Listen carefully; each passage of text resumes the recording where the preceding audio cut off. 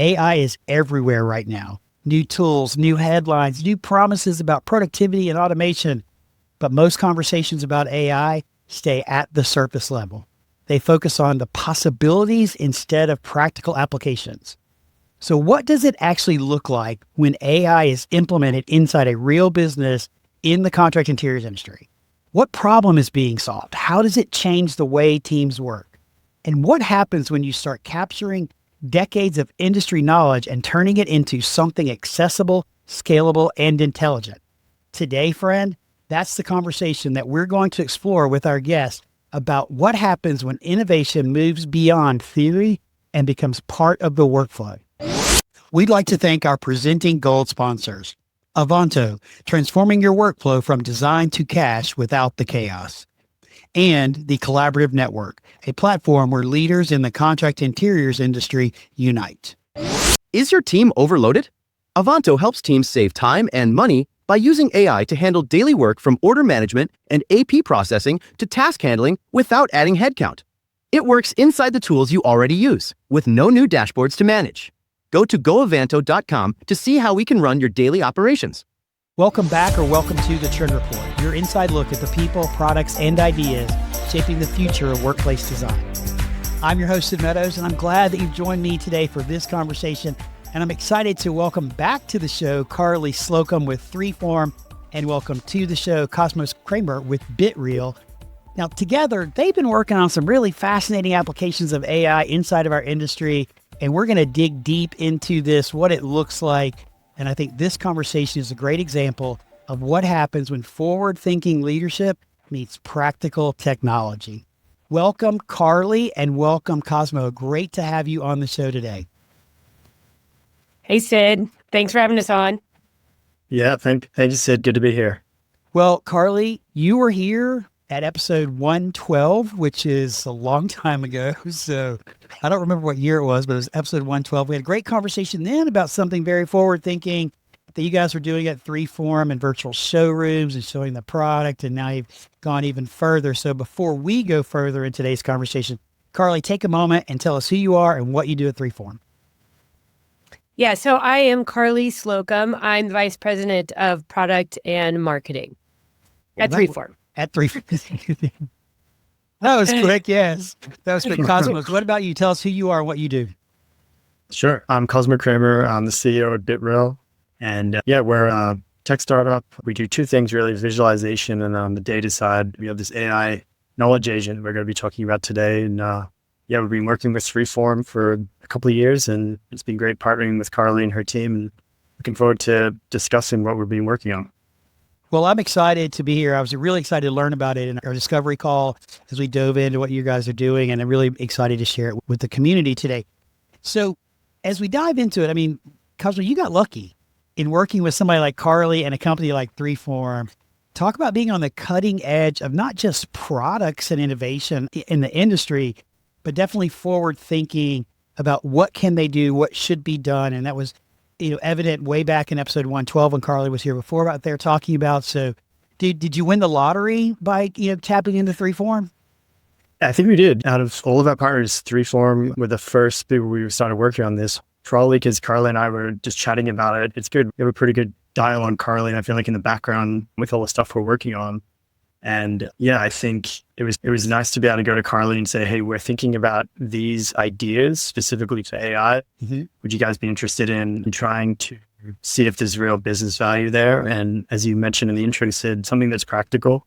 At BitReel, we're only working with folks in A&D, so that's very much our focus. And then within that, we're looking to derive as much value as we can from the tools that we're working with our partners, and it just seemed like a good fit based on everything we've been doing with 3form. And in true 3form and Karli Slocum style, she was game. So I think we did win the lottery in some sense. Always nice to have a customer that's willing to walk out on the plank a little bit and try something, right? Yeah. So Karli, Let's talk about this for a second. When you guys said, okay, this AI thing is here, there's lots of chatter about it. We need to look at how we can use AI. What was like the business problem that you were trying to solve when you started down this path? Well, I mean, there's a couple different ways that we're using it. And a couple of which specifically with Cosmo. And to kind of continue the love fest, he's giving me too much credit here. I think ultimately, Cosmo and I got introduced, and I think we both had these ideas of what could be. Mm-hmm. And I sort of challenged him. I was like, listen, we make translucent materials.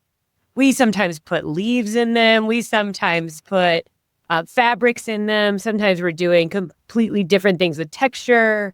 And we really struggled to figure out how to embrace some of the newer technology to show our materials in a digital way without it just being wrong, right? And when you're working with designers, you really have to nail those aesthetics. And so from the beginning, Cosmo and I are chatting. Cosmo was like ready to take on this challenge. So he isn't giving himself an example.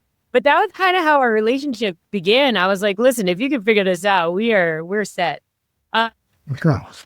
He was like, confident in, taking on that challenge. And he came back. I don't even remember how long it was. It wasn't very long, probably a couple weeks, a month maybe, and came back and showed us some early prototypes of what he was working on. And then I was just really impressed. And I think, when we talk about the partnership in general, I think what's made our partnership unique and what BitReel has done is they haven't come in and said, hey, we've created this thing and you have to fit in this box. Yep.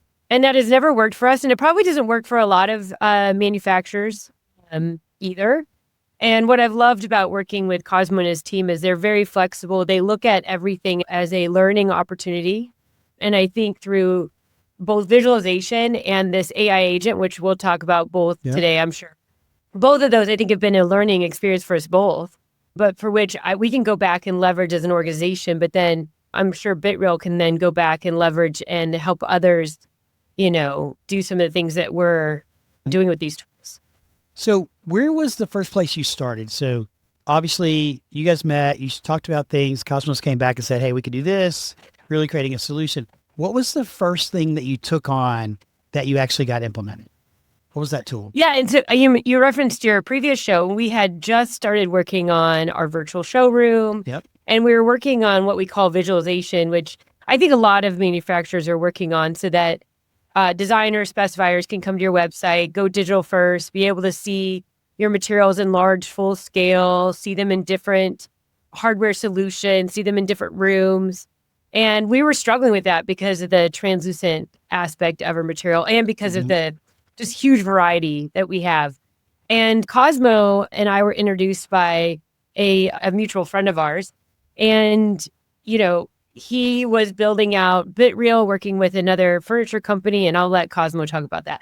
But because I think that's gone well too, but I'll let him, I'm not involved, so I'll let him talk about it. But yeah, and it kind of just came this thing of like, all right, if you could do this translucent, materials online and be able to visualize them appropriately, go for it. And he came back and I was just blown away, not only with like the quality of the material in a digital format, but also just being able to zoom in and be able to see everything and how quickly they're able to do it. Like I would have thought it would take us a couple of years and it took us months to get there. Wow.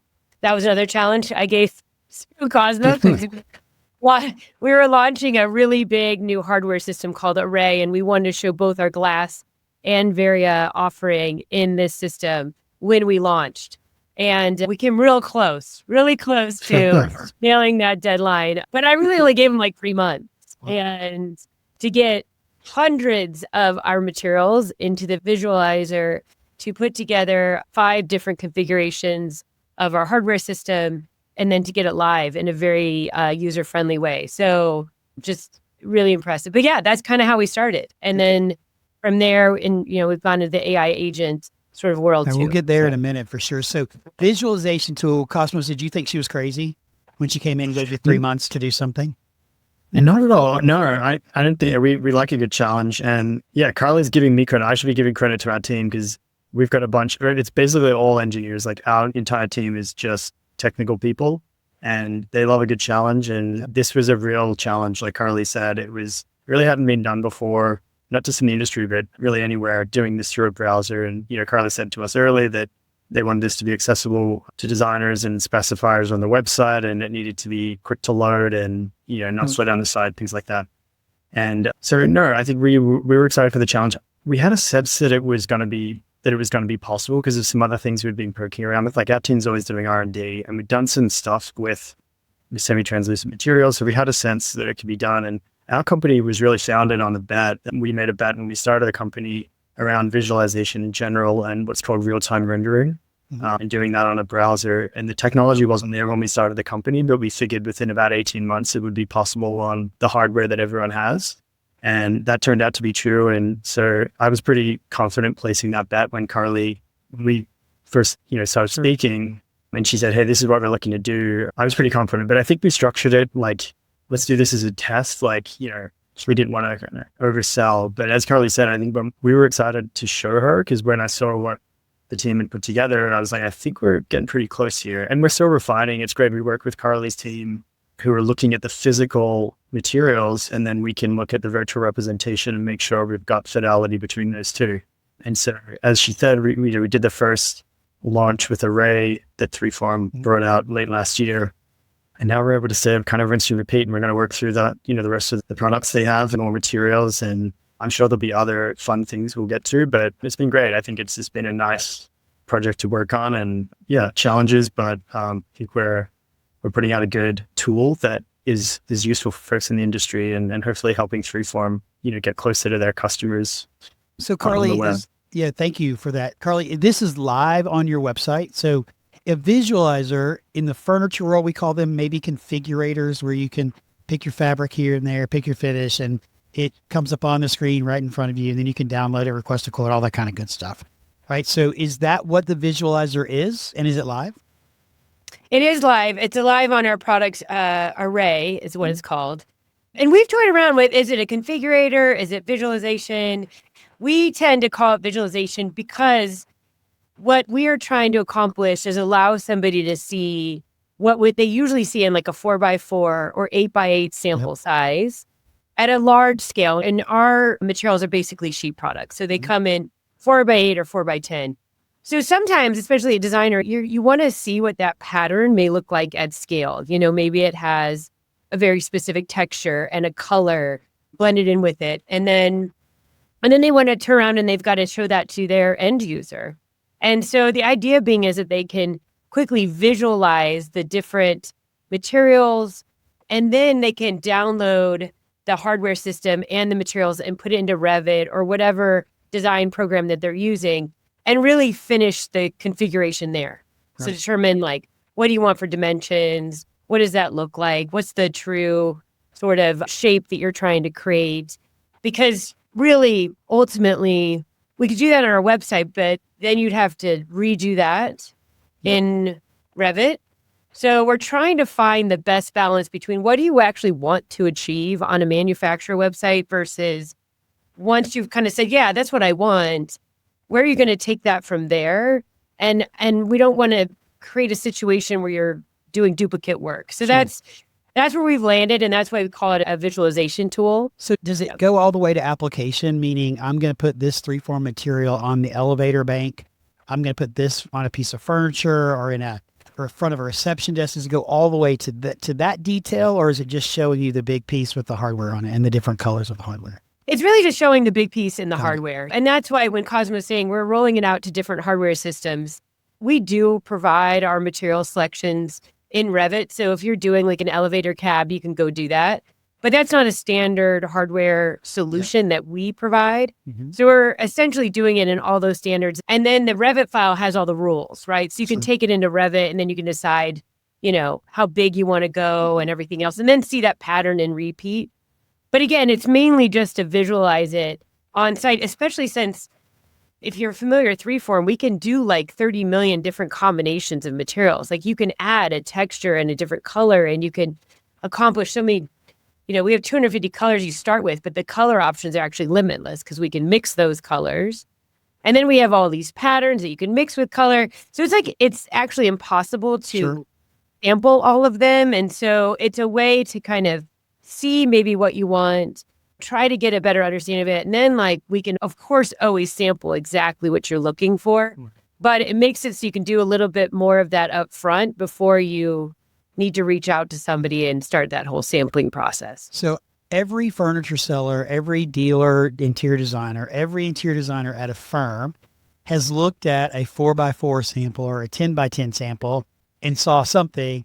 And then the actual product comes in and they're like, that's not what I picked. Or they see the big piece of it in 3 yards of fabric or whatever, in your case, a big sheet of, your material. And they're like, that's not what I wanted. So the fact that technology has come so far that you can truly see the whole thing, the whole pattern, the implications of it, and in your case, the customization of it, is really important for our industry so that less mistakes. Right? Less issues. Absolutely. Yeah. And that's a big part of it. And so Cosmo, I've talked about, I mean, translucent materials are unique. The lighting in the space is absolutely going to change what that looks like. So we've talked about what do we do about allowing a user to play around with natural light and different types of light that they may have. The other thing that I think is really interesting is the way that Cosmo and I are building this is that 3form, essentially what we're making are like resin paninis, right? So we have sheets of resin, and then we have color films, and we have organics or textiles and things that go in between. And in order to properly depict this in a digital way, you have to actually build it digitally as well. So you can't just photograph the end product and it work.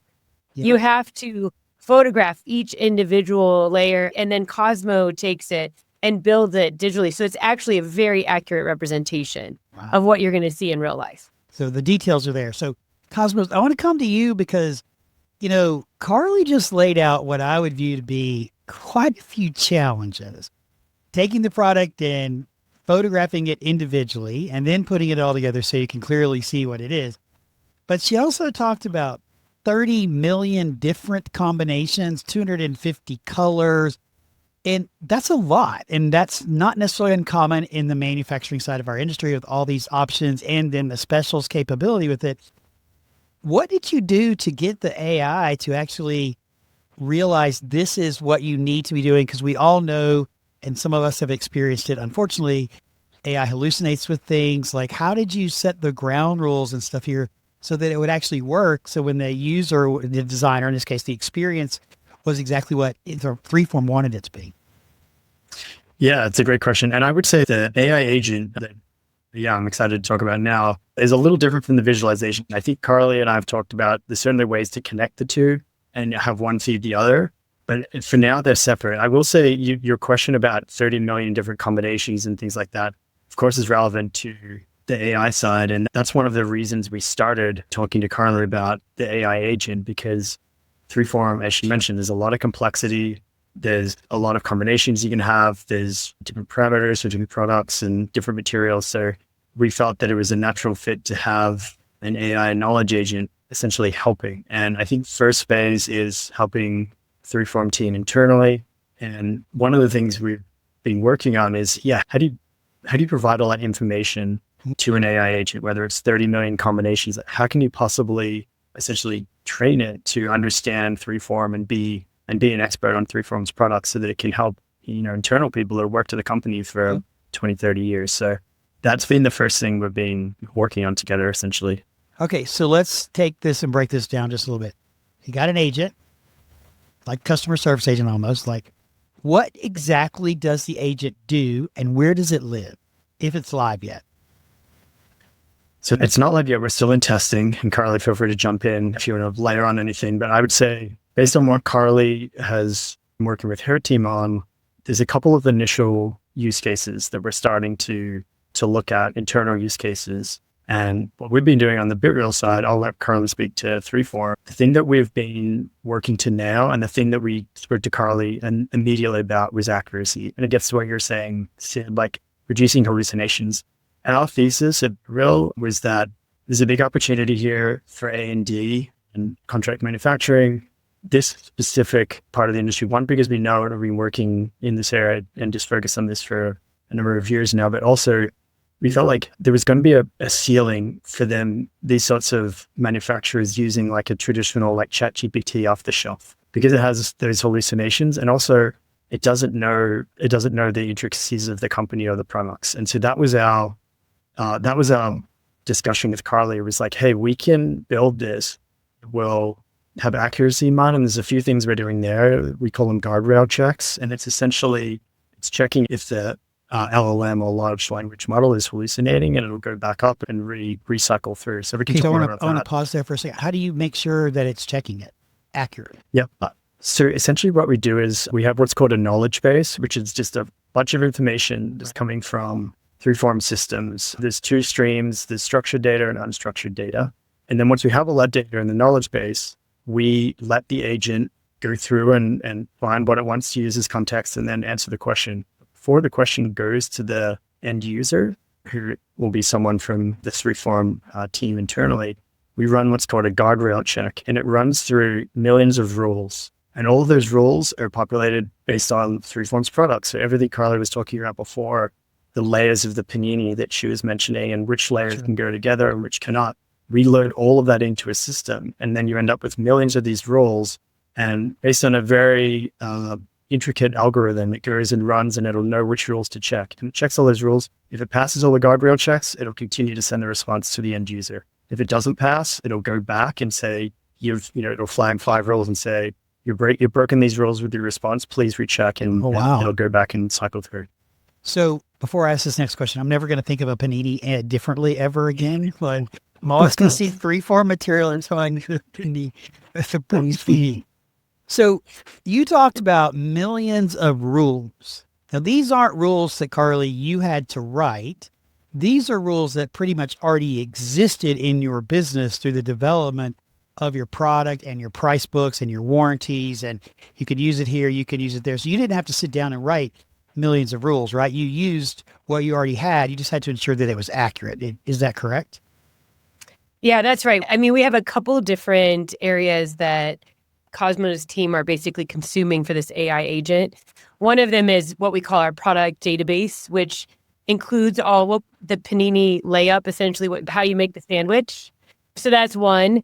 But then the other is, and I'm sure there's so many out there that have the same problem, we have so much knowledge that lives in people's minds, right? Like we do a lot of custom projects.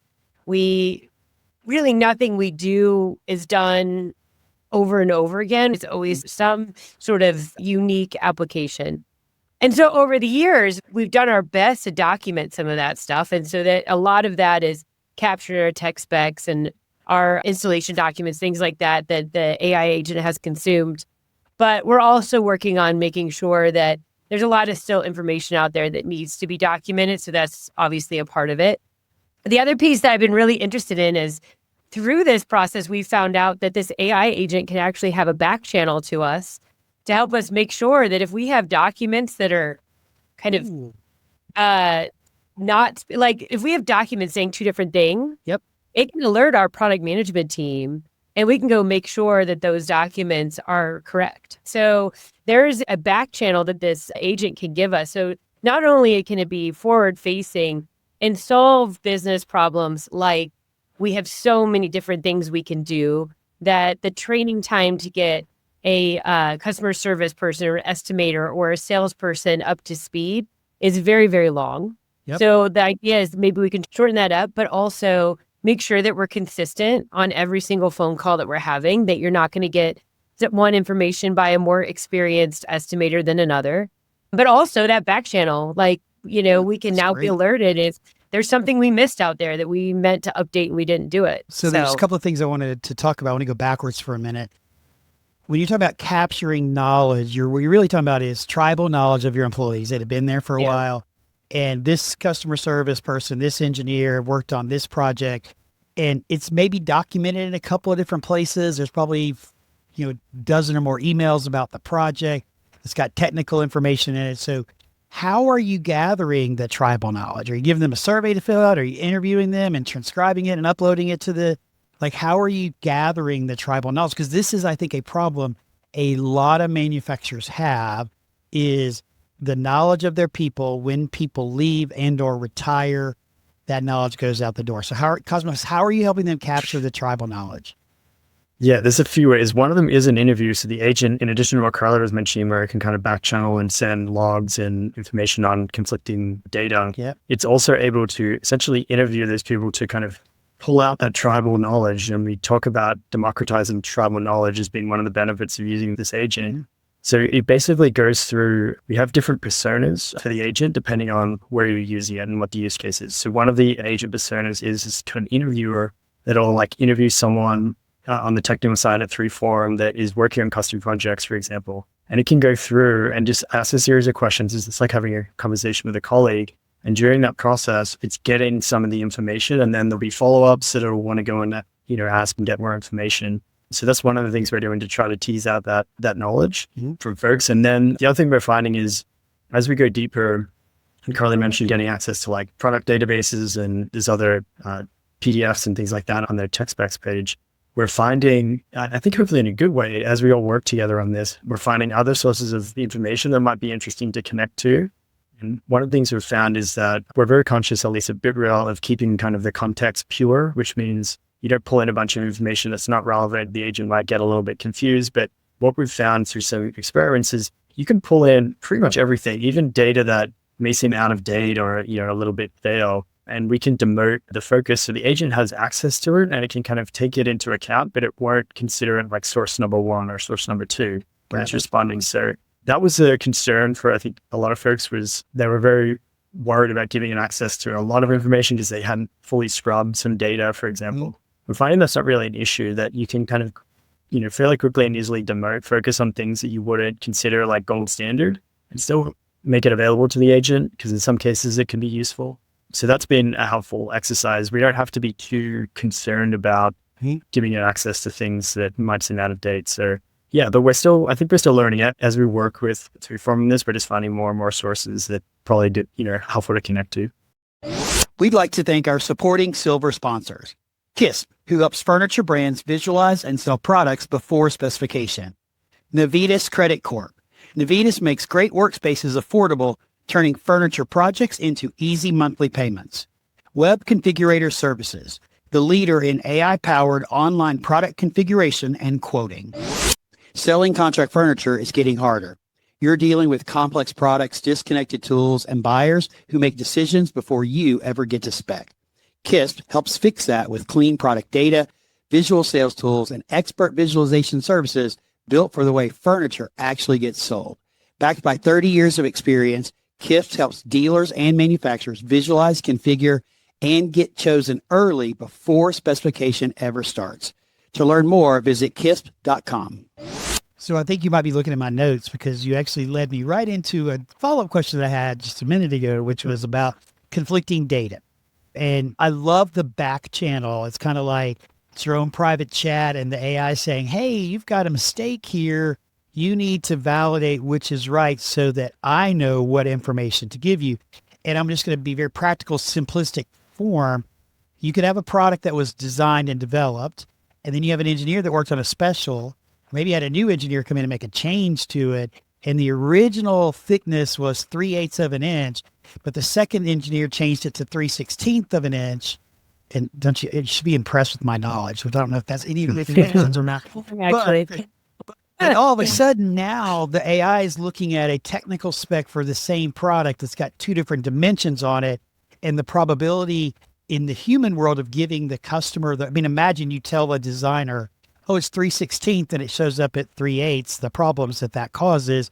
Now this back channel is going to say, hey, you've got two different bits of information here. Hey, 3form, you need to go fix this. So I love that, managing the conflicts because they exist because we're humans and humans make mistakes. Yes. And we've also found that exact situation.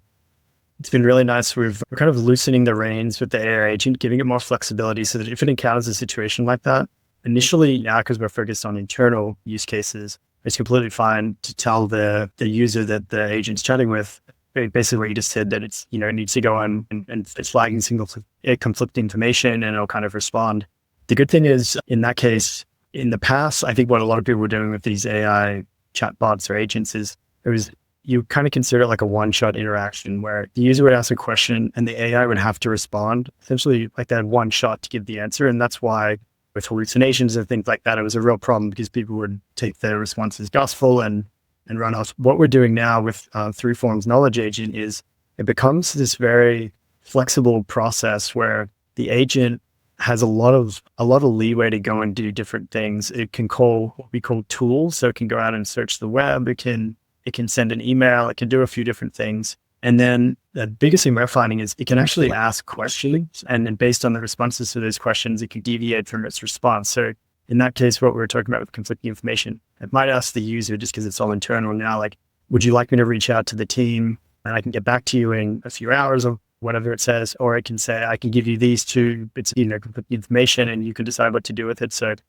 we're just trying to make it really flexible so that we're not stuffing it into too much of a restrictive box, because that's when I think the process can kind of break down. We've seen like the more flexible you can be and giving the agents more leeway, the better the result is for the user that's chatting with it. So I'm interpreting that as, because we've all experienced this, you log on and you're talking to an AI chat and you want to ask a question because you went to help for a reason, and it gives you 5 things to choose from. And if what you need help with, it's not one of those 5 things, you are SOL. Like, you're not going to get your question. So it's not like that. It's very, Karli, you're laughing because you've been there, right? Yeah. And my favorite is when you click on one of them and then it goes to a broken web page. It's like, okay. Oh, that's great. Can we fix this? Yeah. So this is funny.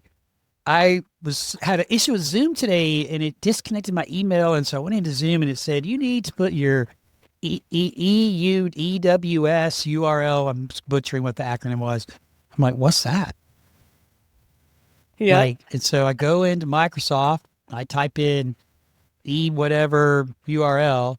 I get 3 pages worth of help desk articles to read. I go to Google to like type in what this is. My wife's an IT person. I bring her in like, what is this? What is this thing asking me to do? It miraculously solved itself. I never found out what it was. I never found out where it was. And I never got the help that I needed, because we've all been there with those levels of frustrations, right? Of things not working, especially a designer in your case, might be working on something at 8 or 9 o'clock at night and needs the information and they want to be able to get it without having to wait. So I love that you're not doing those boxes and this is the parameter and you're giving it flexibility. But Karli, I want to ask you, who at 3form is using this agent and how are you really going to, once you roll it out, how are you going to use the agent? Yeah, we have a couple ideas. So we have a test group that's using it right now. Mm-hmm. That's a combination of several of our product engineers, both on the standard sort of typical products we put out. But we also have another group of engineers and they deal with the highly custom jobs. So they might be even doing like full custom hardware. So we have all of them working on it, and then our product management team working on it as well. The goal being is that as soon as we feel like it's at a pretty accurate point, then we're going to roll it out to all of our more customer-facing teams. So I mentioned our customer service, our estimating teams, and then our sales teams. The idea being is that in the past, if you get asked a question that is really kind of out there, or maybe it's not just part of your daily business, you'd have to go find documentation, or you find somebody who's been here a decade and ask that question, right? So you're not getting an immediate answer. And then therefore your customer is not getting an immediate answer. So the goal is that, we all kind of know the standard answers to our questions, like what days our materials come in, all that kind of stuff. But then as soon as it gets more complex, it's hard to keep all that in your mind, right? And so the idea being is that we can arm people with that information, that also there will be consistency in those answers across the board. Right. Because again, more complex, the more likely you're going to get different answers from different people. So that's first, and then just get that company-wide. But then second, it goes back to what Cosmo was mentioning.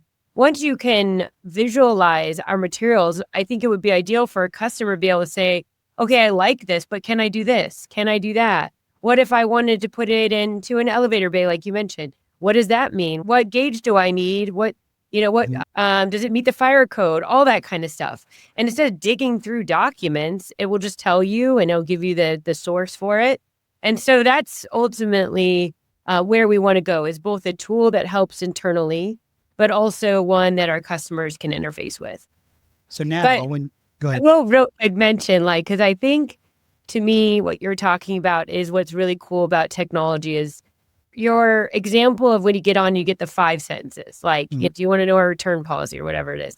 And then you're like, you used to call somebody, right? And then you start using chat bots and you pre-program these chat bots to assume they know what you're looking for. And it never seems to be what you're looking for, right? Because it's just web pages that you can already find. And now I feel like what we're doing is we're kind of doing our best to emulate what that human answer would be, because it's way more educated. You have more of a conversation, but then you can do it at any time of the day, right? You can be on your computer at 9:00 on a Friday night if that's when you choose to work, and then you can get those answers. And so it's a little bit like this interesting cycle that technology takes you on, Or your customer in the UK who wants to specify your product is trying to find out information at 8:00 in the morning, which is, 1:00 in the morning your time, or 2:00 in the morning your time, and nobody's working at 3form. They don't have to wait 5-6 hours to get information. It's going to be there. So go ahead, Cosmo. Right. And I was going to say, and I think this is a competitive advantage of 3form, because I think pretty soon those designers or specifiers, they'll expect a fast answer. And if they find a manufacturer that doesn't have that capability, they're just going to move on to the next. I think it's potentially like where we're going. They're not going to want to wait around and wait the 2 or 3 days. If 3form can give them timely and accurate information about products they want, it might win a deal over a competitor that has very slow feedback and things like that. So I feel like that's kind of an interesting element. I think we're already there. I think we're already there. Okay, yeah. Because I had Crystal Lucera with Edwards Mulhausen, a design firm in Austin, on a few weeks ago, and we were talking about how you call them A&D community, and I asked her for some tips, and she said, if I ask you for information, be speedy to respond to the information that I'm needing. I'm going to give you 24 hours. After that, I've already forgot about it and moved on. So I believe the expectations are honestly already there right now. They're being put on people. Like, okay, I got to respond to this. I got to get this done. Yeah. Even what you're doing is enabling a tool, in the case of an agent, to help answer that question. Because we've all been there. The designer says, hey, no offense, designers, we love you. I want to put this custom fabric in the middle of these two. What are the requirements around how thick it has to be? What is it? Blah, blah, all the whatever things that 3form would ask. And the salesperson's got to call customer service, got to wait for them or email them, wait for that information to come back. And then he or she's got to get it, look it over, and then take what the factory sent to him or her and then put it in a readable document and send it to the designer. And what, now is going to take a matter of seconds, I think, when you guys get it launched, was taking 2 days to get that information done. So definitely speeding up the go-to-market strategy and how quickly we can respond. And the sales guy in me, there is success to be found in the first to be able to respond to a customer's request. There's success there. Nailed it right there, Sid. No doubt. It's all about sales. It's all about that revenue. You got to have the money. I am just fascinated at what you're doing and how you're doing it. I have 2 more things I want to talk about before we wrap up. And the first one has to do with leadership. Like, in our industry, we are fast innovators, but we are slow adopters. So how did you get the leadership at 3form to buy into literally, I said in the beginning, walking out on the end of this plank saying, let's try this? What was it that made them want to do this, Karli? Yeah, I mean, I think my best advice always around this is that if you start with a problem first, and then you look at what can solve that problem, that's your best use of technology. Mm-hmm. I think when you see people fail is when you're leading with technology and you don't quite know what problem you're solving and you don't quite know how it's going to help your business. And I think that, not just AI, but when you look at any sort of technology developments over the years, those that have been the most successful have looked at it as a way to solve a problem, whether it be capacity, productivity, information access, whatever it may be. That's when you have a winner. And so I think when you can go to your leadership team and say, we all know this is a problem and this is what it's causing. Maybe it's costing a lot of money. Maybe you're losing jobs because you don't have something at hand. But then you show like this solution. Likely, it likely in these days has some technology component, but when the solution shows how it would solve that and how it would potentially save money or get you more jobs or whatever it may be, it's pretty easy then to get leaders, I think, to buy in on. Mm-hmm. If you just walk in and say, hey, we got to jump on this AI bandwagon. I don't know what's going on, but we got to figure, like, yeah, you should be exploring it. But I think leaders would be like, what's the investment for? What are we going to get out of it? So it's got to be more on the head, though. Like, everybody's doing AI. We got to do it, Well, people will do that. Just that phrase right there. Everybody's doing it. We got to do it. But you hit the nail on the head. What is the problem you're solving for? And what's the result of solving that problem? How is our business going to be impacted positively? More profitability, lower cost of ownership to our customers, quicker response time, better quality product, whatever it might be. You solving the problem first rather than leave with the solution first. So that's perfect. Cosmos, what was it like walking along Karli here and listening to the feedback that you were getting from the leadership team? And again, from your side as a consultant here, a service provider, getting them to buy into adapting a new technology? Well, I think it was good. We had the track record with the visualization. So when we had the AI discussion, I think it was a natural progression in some ways. And like Karli mentioned, I think, bringing it back together, providing information at some point, maybe rolling that in with like visuals and helping them package things up to show to their end customer, whatever it might be. But yeah, we just had a sense that the 3form leadership team, which Karli's on, is fairly willing to try new things with the right framing, like she was saying, based on, what is the problem to solve. And I think we also felt confident because after working with them closely on the visualization stuff, meeting a lot of folks on the team, when we ourselves were thinking about AI and the problems it could solve for 3form, we had a leg up from someone that was just coming in cold because we were seeing kind of behind the curtain, so to speak, in some areas. And we were like, when Karli was, chatting with me about it and she was bringing up use cases, we could maybe look at this or we could look at that. I had some context because I already knew a lot of the things she was talking about from the visualization work we did. So I felt pretty confident that we could nail some of those use cases with this AI agent because I understood a little bit better about their business, based on the work we've been doing for the last year or two. So it was great. But yeah, I had a good feeling we were going to do something just because now I've gone to know Karli and the way that she kind of gets projects approved. And yeah, so it was going to bed, but I was fairly confident we'd get something going. So Cosmos, you know Karli better than I do. I know her decently well enough to get a hug at NeoCon if I know her that well enough for that, right? But dude, I would hate to be the guy or the girl sitting on the other side of the table telling her no. Because I can guarantee you she's not taking no for an answer. There. She's smiling, she's blushing a little bit if you're watching her on. Hey, it's true, right? I'd like to think that's true, but I don't know. You might be giving me too much credit there. But so, Cosmos, I want to wrap up with you. Then I got a question for Karli. Okay, then we'll wrap up with her. I'm a manufacturer. I'm a brand. I've got ideas. I understand some of the problems. I can come to you and say, this is what our problem is. These are some of the ideas that we have. And you're going to help create a custom solution to work for that brand rather than put them in the box and say, you have to work inside these parameters in order to work for us. So you're truly going to build a custom AI solution / tools that will help move a business forward. Yeah, that's exactly right. I'd say we consider ourselves like boots on the ground. We're not that industry agnostic. Like there's plenty of tools that are like, we'll just do retail and they work with every company and resell retail. We're very much focused on just A&D. And then, we like to get in and get our hands dirty because I think with these AI implementations, at least what we're finding, the biggest piece and the initial piece is connecting all the data sources.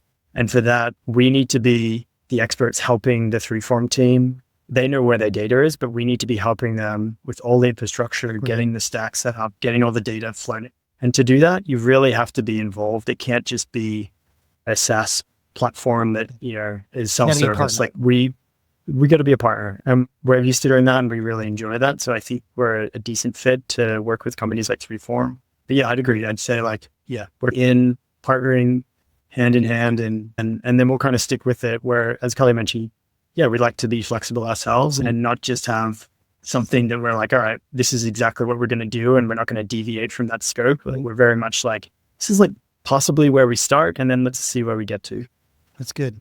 Well, I know that was a Cosmo question, but I couldn't co-sign that more because I think we've all experienced where, you go in and you get sold a piece of software, but they just want to pigeonhole you into that software, and it never works. Like, it never works exactly how each individual business needs it to be. And what has been so great about working with Cosmo is he comes in like blank slate, and it's like you can define it the way that you need, and then it gets built on that. So it's avoided all these conversations where it's, well, we can slot that idea into here, and it's only going to be like 70% of what you wanted. Like that's how I feel like it's been historically in my experience. So it has just been a complete game changer working with Cosmo and his team because of their approach. Well, I It's think very different. everybody listening has experienced what you just described. Oh, we can get up to 70% of it, and then we can custom code it for you later, but you can live with the 70%. We'll make this work, and square peg round hole, right? So it's really, I'm fascinated by the whole thing of AI. We've had a lot of conversations on the show about use cases of AI, the practicality, the guidelines, governance, and we will continue because it seems like everybody that I talk to or interview wants to talk about ideas or things around AI, and I'm all about it. Let's bring practical use cases to the community here. And with that, Karli, I'm going to wrap up with you with the last question that I got here, which is, you built, without Cosmos, if I recall correctly, you built the sales training AI because your salespeople were complaining about having to do role play with their bosses. And so tell us quickly, what did you do and how is this thing working? You know I'm going to let this go I wish I without could talking take about credit. it. I've been adjacent to the project, but essentially, yes, we started to do role play with our sales reps about 2 years ago. Universally hated, right? Just, absolutely did not like it.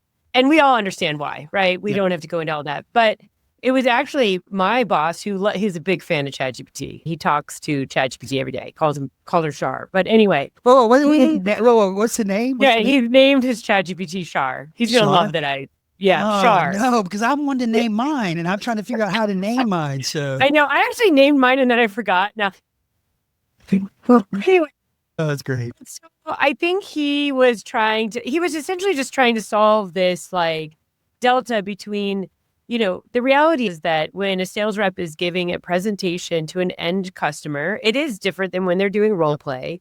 And then how do we give really meaningful feedback? And so he engaged with our sales management and some other people, figured out how to just essentially train ChatGPT into what we're looking for, what we think of as a successful sales call.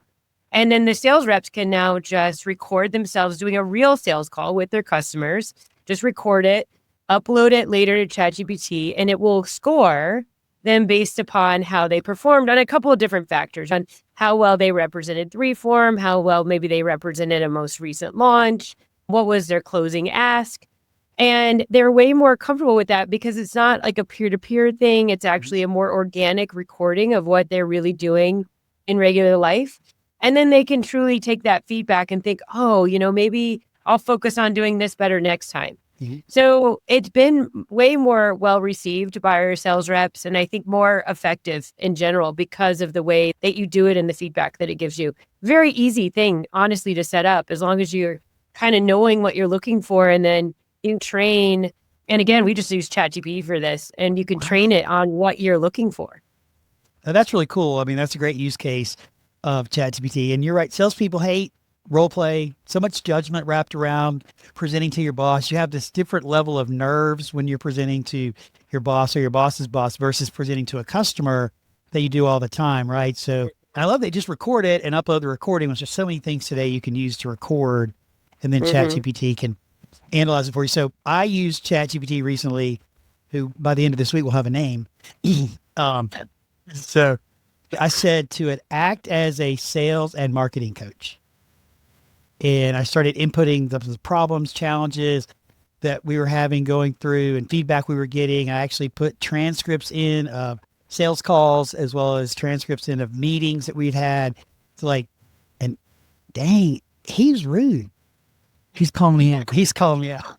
Like, Sid, you know better than that. It was funny because I'm reading and like, oh man, he is right. Yes. Like exactly what I did. So I think it's funny that you have this non-human thing over here that can actually really tap into just reading stuff that works. So Well, and that's a big part of it. I think it's human specific to role play. You don't want to hurt somebody's feelings. Yep. And you may notice that they did 5 things weird, but you're only going to say 1 or 2 because you're just like, I can't do too much, right? And so you take all that out. And it's a true analysis of it. And it's going to hit all 5 points that you need to work on. But as a person that's receiving that feedback, I think it's more well received too, Yes. like versus the peer-to-peer. So yeah, Totally. It is nice. Totally agree. So both of you, I can't thank you enough for this conversation. So enlightening to see, again, how 3form is continuing to lead the way in our industry with innovative ideas and products and helping to really shape and push our industry forward into this new wild west of AI implementation. So Karli, thank you for coming on again. Cosmos, thank you for being here and sharing what you guys are doing at BitReel. I'll ask you, Cosmos, we'll start with you. If our community would like to get in touch with you, what is the best way for them to do that? Yeah, they can go to bitreel.com, bitreel.com, or feel free to email me, cosmo@bitreel.com. We'll make sure LinkedIn profile, website address, all that good stuff is in the show notes for Cosmos and for Karli. So Karli, same question to you. If our community would like to get in touch with you, what's the best way to do that? Yeah, come to our website. It's 3-form.com. So the letter 3-form.com. And then it's Karli Slocum, spelled with a K. So you can, Karli. You can find me on any platform, really. That's great. Thank you. Do that. Yeah. If you do reach out to them, please let them know you heard them here on the Trend Report. That's why you're reaching out. You wanted to learn more about them and connect them. This was fascinating. Appreciate you both coming on today. We'd like to thank our community bronze sponsors, Catalyst Consulting Group, Receipt, and Staffing Plus. And I'd like to say to you, our listener, I appreciate you being here today and for joining us on the Trend Report, your inside look at the people, products, and ideas as discussed today, shaping the future of workplace design. Go out there and make today great, and we'll see you again next week in our new episode. Take care, everyone.